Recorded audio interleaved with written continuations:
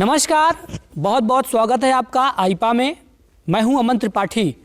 आईपा मतलब all India progressive politics association, जहां बात होती है जन सरोकार की, जहां बात होती है जनता से जुड़े हुए मुद्दों की। एक आईपा ऐसा मंच है जहां जाति, धर्म, मजहब, समुदाय से उठकर प्रगतिशील राजनीति की बात होती है। और आज इन्हीं मुद्दों पर हमारे साथ बातचीत करने के लिए मौजूद हैं कौशाम्बी जनपद के वार्ड नंबर 9 से जिला पंचायत सदस्य मुनसब अली उस्मानी जी। बहुत बहुत स्वागत है आपका। धन्यवाद अमन जी। सर्वप्रथम आप ये बताइए कि हमारी जो आईपा की मुहिम है, इस मुहिम के बारे में आप क्या कहना चाहेंगे? वास्तव में अमन जी, ये जो आप लोगों ने मुहिम छेड़ रखी है ये बहुत ही सराहनीय है। इससे बहुत अच्छा मैसेज जा रहा है लोगों के बीच में जी। जैसे जो राजनीतिक प्रदर्शक की बात आप लोग सामने लेके आते हैं, राजनीतिक लोगों की समस्याओं को सामने लेके आते हैं, वास्तव में बहुत ही सराहनीय कार्य आप लोग कर रहे हैं, बहुत ही अच्छा कार्य कर रहे हैं आप लोग।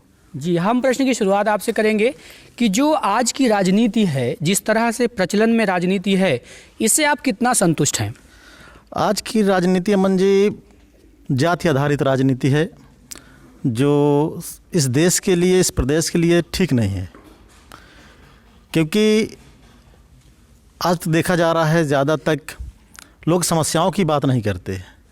जब भी कोई पार्टी आती है वो आकर जात धर्म की, परिवारवाद की, यानी लोकतंत्र की लोग तो बात तो करते हैं, लेकिन लोकतंत्र वास्तव में किसी के पास है नहीं। आंतरिक जो जितनी भी देश में जितनी भी राजनीतिक पार्टियां, मैं सब की बात कर रहा हूं, किसी भी राजनीतिक पार्टी के पास लोकतंत्र कहने के लिए तो है, मंच से कहते हैं कि हम लोकतंत्र की बात करते हैं, लेकिन वास्तव में लोकतंत्र की बात नहीं करते। वो जाति आधारित बात करते हैं, धर्म आधारित बात करते हैं, परिवार आधारित बात करते हैं, व्यक्तिगत बात करते हैं, जो ये देश के लिए ठीक नहीं है। इसलिए आज के इस लोकतंत्र जो आज का एक माहौल बना है, इसमें दोषी खाली राजनीतिक लोग नहीं हैं, इसमें हम लोग भी दोषी हैं। क्योंकि हम लोग भी करते क्या हैं कि जात के आधार पे अयोग्य व्यक्ति को चुन लेते हैं। यानी योग्य व्यक्ति अगर हमारे बीच आया है लेकिन उसकी जाति संख्या कम है तो वो रह जाता है, और जो अयोग्य है लेकिन जात पे ज़्यादा है। आज अमन जी आपने देखा होगा कि जब भी कोई पार्टी टिकट देने की बात करती है जी। मैदान में, तो सबसे पहले वो एक आंकड़ा बना लेते हैं कि किस जाति के लोग किस कॉन्स्टिट्यूंसी में ज़्यादा रहते हैं। जी बिल्कुल, आप है ना। तो वहाँ होता क्या है, अगर नहीं भी मिल रहा है तो लोग किसी दल से दल बदल भी करवा लेते हैं। अगर उन्होंने एग्जांपल दे रहा हूँ कि देख लिया कि यहाँ ब्राह्मण ज़्यादा है जी, तो वो लोग क्या, उन्होंने देखा कि हमारे पास कोई ब्राह्मण ठीक नहीं, तो किसी अन्य दल के लोगों को लेके आते हैं और उनको अपने साथ ज्वाइन करते हैं और उनको टिकट थमा देते हैं। जबकि उनके ठीक उल्टा दूसरे राजनीतिक दल एक योग्य प्रत्याशी बनाते हैं, लेकिन उस योग्य प्रत्याशी को लोग वोट नहीं देते क्योंकि वो जाति में कम होते हैं, संख्या में कम होते हैं। और जो अयोग्य है उसको लोग, चूँकि उसकी जाति ज़्यादा है, उसके लोग ज़्यादा हैं, उसको वोट दे देते हैं और चुन के चला जाता है। इस आधार पे लोकतंत्र हमारा कमज़ोर होता जा रहा है। इस ढंग से आज राजनीतिक दल के लोग इस ढंग से एक सिस्टम बनाते हैं कि उनके ही दल में वो अपने परिवारवाद अपना भी कायम कर लेते हैं, निजी स्वार्थ, व्यक्तित्व, निजी अपना व्यक्तित्व जो उनका है उसका भी उल्टा सीधा कर लेते हैं। कोई उनके खिलाफ आवाज़ भी नहीं उठा पाता। अच्छा श्रीमान जी, अगर यही चलन रहा राजनीति का और इसी तरह से जाति धर्म पर चुनाव होते गए, तो आगे भविष्य आप भारत का क्या समझते हैं? अगर यही रहा तो मुझे लगता है कि इसका खामियाजा एक दिन देश को भुगतना पड़ेगा। जब अच्छे लोग चुनकर सदन में नहीं जाएंगे तो जाहिर सी बात है देश का भला तो नहीं हो सकता। आवाज़ यही हो रहा है कि अच्छे लोग चुनकर नहीं जा रहे हैं तो कोई सही बात करने वाला नहीं है, निजी स्वार्थ की बात करता है, निजी अपने फ़ायदे की बात करता है। निजी फ़ायदा तो लोगों को हो जा रहा है लेकिन आवाम का फ़ायदा नहीं हो रहा। अच्छा, आप काफ़ी मतों से जीत हासिल किया था आपने। आपको क्या लगता है कि चुनाव में आपको कितना जाति धर्म के नाम पर आपको प्रभावित किया गया, या आप इससे ऊपर उठकर जो मत हासिल किया है उस दौरान आपको यह जाति धर्म वाला जो सिस्टम था इस जिला पंचायत में कितना चला? देखिए, मैंने महसूस तो किया है कि कहीं ना कहीं जाति फैक्टर मेरे साथ भी चला है, ऐसा नहीं है। लेकिन एक चीज़ और होता है, जब लोकल पंचायत चुनाव पे लोग लड़ते हैं तो वहाँ पे व्यक्तिगत लोगों से जो लगाव होता है, जो व्यवहार होता है, जो अपनापन दोस्ती होती है, वो सब पंचायत चुनाव में चल जाता है। तो इस आधार पे मैं ये कहूँगा कि मुझे तो सर्व समाज के लोगों ने वोट दिया, लेकिन कहीं ना कहीं हमको ये महसूस भी हुआ कि जाति का फैक्टर हमारे सामने भी आया, और उस बिना पे मैं कह सकता हूँ जितने मतों से मैं जीता हूँ मुझे और मत मिलने चाहिए। अगर जात का फैक्टर ना होता तो मुझे लगता है मुझे और ज़्यादा मत मिलते, जबकि मैं 2500 वोट से जीता हूँ, लेकिन फिर भी मुझे लगता है कि अगर जात फैक्टर ना होता तो इससे अधिक मत पाकर मैं चुनाव जीत जाता। अच्छा, आप सामाजिक कार्यकर्ता भी हैं, एक विद्यालय के प्रबंधक भी हैं, जिला पंचायत सदस्य भी हैं। आप क्षेत्र की जनता से किस तरह से मुखातिब होते हैं और उनसे किस तरह संवाद करते हैं? देखिए, जिला पंचायत सदस्य तो मैं आज बना हूँ मंजिल, लेकिन इससे पहले मैं जब से राजनीति में कदम रखा हूँ मैंने समाज सेवा की है, और समाज सेवा के लिए ही मैं ज़्यादा तक जाना गया हूँ। और जिला पंचायत सदस्य बना हूँ तो समाज सेवा के बल पे ही बना हूँ, न कि किसी राजनीतिक पार्टी के बल पे नहीं बना हूँ कि मैं किसी राजनीतिक पार्टी के बल पे बन गया हूँ। समाज सेवा के बल पे ही बना हूँ। एक चीज़, क्योंकि मैंने संघर्ष किया, मुझे कोई पारिवारिक या मेरा पारिवारिक प्रश्न राजनीतिक नहीं था कि पिछले मेरे बाप दादा राजनीति में रहे हों। मैंने संघर्ष किया है, और इस संघर्ष में मैंने बहुत कुछ देखा, बहुत कुछ सीखा, और लोगों के हर सुख दुख में शामिल रहा। आज भी जब मैं अपने दिन की शुरुआत करता हूँ तो जैसे हर इंसान को सुबह उठने के बाद सबसे पहले तो जो जिस धर्म का है उस धर्म के हिसाब से पूजा पाठ नमाज करना चाहिए, वो मैं भी करता हूँ। जी। और मैं तो ये भी कहूँगा सबको भी करना चाहिए, क्योंकि दैनिक दिनचर्या शुरू करने से पहले हमको अपने भगवान, अपने अल्लाह, अपने ईश्वर को याद करना चाहिए, उसके बाद ही दूसरे कार्य शुरू करना चाहिए। वो मैं करता हूँ। और जब मैं घर से निकलता हूँ, निकलने के बाद मैं हमेशा कोशिश करता हूँ कि मैं अपने क्षेत्र के लोगों से मिलूँ, और मिलता हूँ, 2-4-10 लोगों से मिलता हूँ, उनसे उनकी समस्याएं पूछता हूँ, उनका हाल चाल पूछता हूँ। और मुझे कहीं लगता है कि नहीं यहाँ समस्या है तो उस समस्या के निदान के लिए मैं कोशिश करता हूँ कि इसका निदान कर सकूँ, और होता भी है, ऐसा नहीं है। अगर करने का जज्बा हो तो सब हो जाता है, मेरे अंदर करने का जज्बा है तो करता हूँ और हो भी जाता है। अच्छा, आप 251 विधानसभा सिराथू के अंतर्गत आपका वार्ड आता है।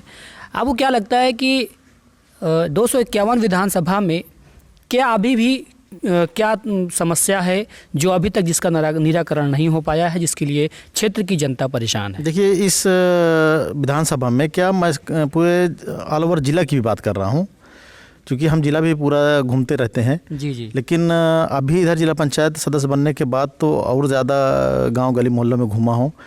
अगर इस वक्त सबसे बड़ी समस्या है तो वो पेयजल की है। अच्छा, पेयजल की है, और उधर पेयजल की तरफ किसी का ध्यान नहीं जा रहा, लोग परेशान हैं। अभी मैंने 1-2 हैंडपम्प अपने ही निजी खर्च पे लगवाया है, और आज भी इस क्षेत्र में सबसे बड़ी समस्या अगर है तो वो पेयजल की है। लोग परेशान हैं, गरीब लोग परेशान हैं।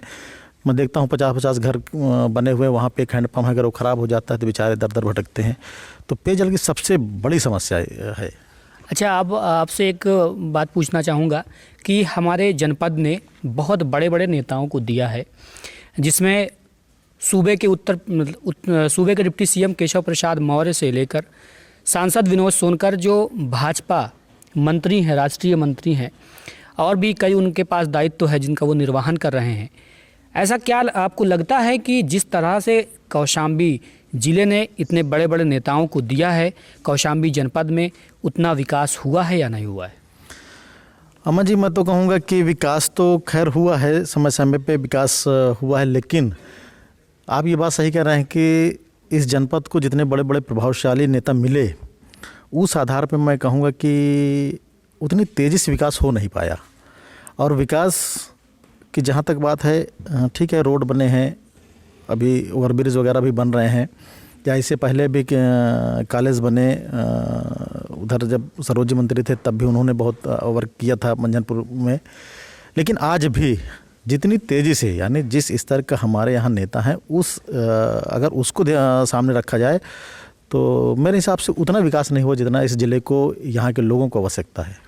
अच्छा, हम कई बार युवाओं से बात करते हैं तो हर ग्राम सभा में जो युवा रहते हैं जिनको खेल का शौक़ है, चाहे वो क्रिकेट हो या फुटबॉल हो या किसी प्रकार का खेल वो खेलना चाहते हों, या हमारे जो बुज़ुर्ग हैं वह अगर कहीं सुबह शाम मॉर्निंग वॉक है या अपना कुछ व्यायाम करना चाहते हैं, तो यह कई बार युवा कहते हैं कि उनकी ग्राम सभा में कोई पार्क या कोई ऐसा स्थान नहीं है। किसी ग्राम सभा में तो कहीं मिल जाता है, बाकी या नहीं है। तो क्या यह एक बड़ी समस्या आप समझते हैं? अमन जी, आप सही सवाल कर रहे हैं।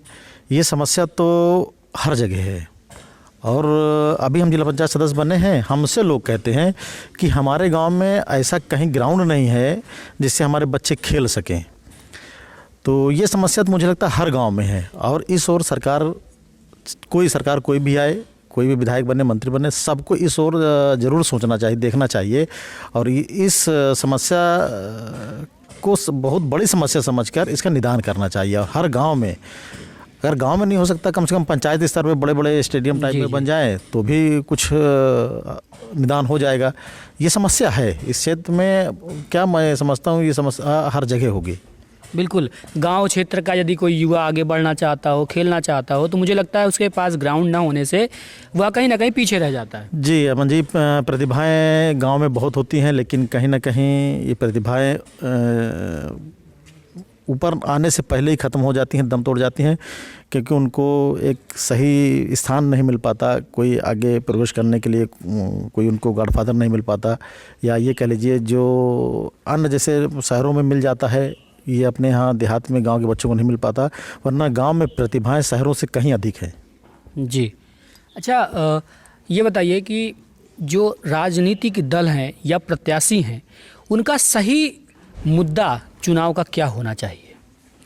देख, सही मुद्दा तो विकास ही होना चाहिए, मेरे हिसाब से विकास ही होना चाहिए, और विकास के लिए ही जनता वोट करती है, विकास के लिए जनता सरकार चुनती है, नेता चुनते हैं।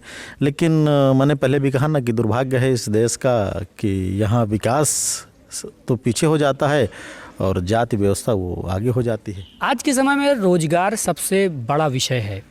आपको क्या लगता है कि सरकार को किस तरह के कदम उठाने चाहिए जिससे यह समस्या दूर हो सके?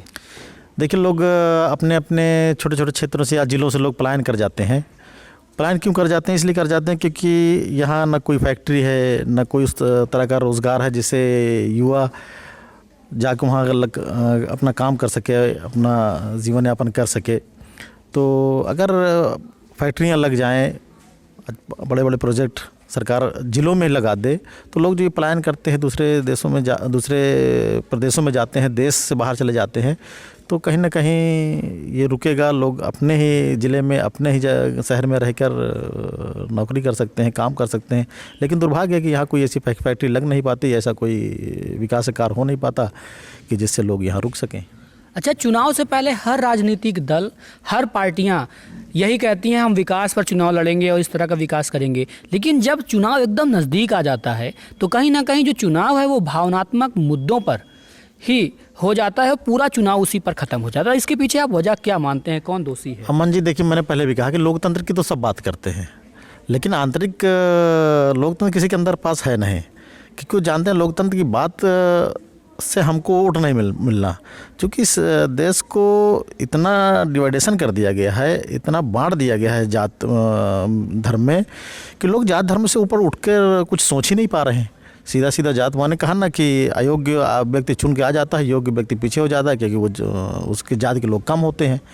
तो जब तक हम जात धर्म से हटकर बाहर नहीं आएंगे, तब तक हमारी समस्याएं बनी रहेंगी। किस तरह से लोग हटें, क्या किया जाए, या किस तरह का बदलाव हो जिससे यह जो है लोगों की मानसिकता है, ये इसमें बदलाव आए? देखिए अमन जी, जब अच्छे लोग चुनकर आना शुरू हो जाएंगे, कहीं ना कहीं एक चीज़ और भी हमारे सामने समस्या आती है, वो है शिक्षा की। क्योंकि शहरों में तो फिर भी लोग शिक्षित हो जा रहे हैं, लेकिन गांव में अभी भी शिक्षा की कमी है, लोग शिक्षित नहीं हो पाते। और शिक्षित होना, मैं उसको नहीं कहता हूं कि लोग 10 पास कर लें, 12 पास कर लें तो शिक्षित हो गए। शिक्षित का मतलब है कि वो पूरी तरह से, भाई शिक्षा जैसे कहते हैं ना, शिक्षा 4 तरह से ली जाती है। 100% में जो शिक्षा की बात जो होती है तो उसमें मैं समझता हूँ 25% तो बच्चा अपने गुरु से सीखता है, 25% अपने दिमाग से सीखता है और 25% जो वातावरण होता है उनके सहपाठियों का उससे सीखता है और 25% जो उसके अपने घरों का माहौल होता है उससे सीखता है।